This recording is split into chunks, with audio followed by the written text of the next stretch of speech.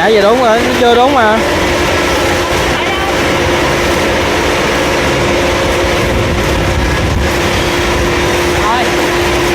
Quay quay.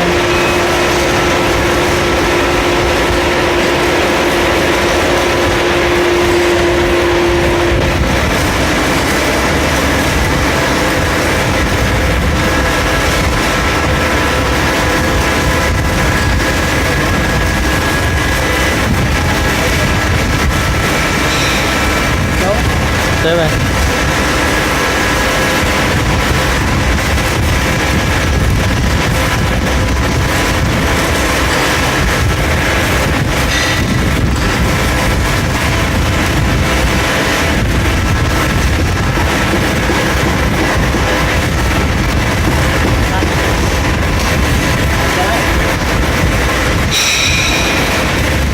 Làm lại một lần nữa.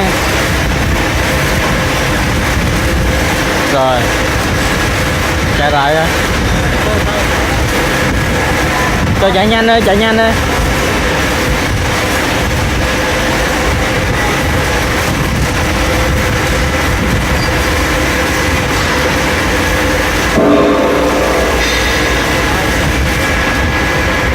Tiếp.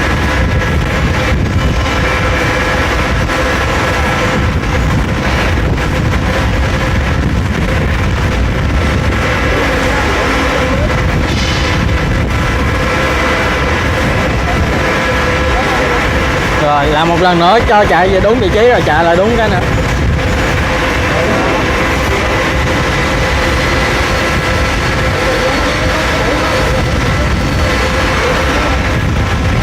Lố rồi, lố rồi. Rồi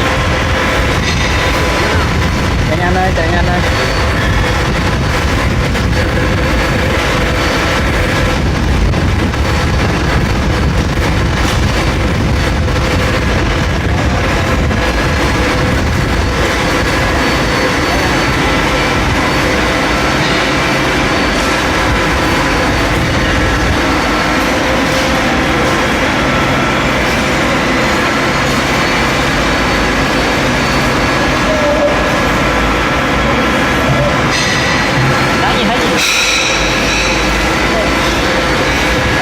Cho trả lại một lần nữa, trả lại một lần nữa.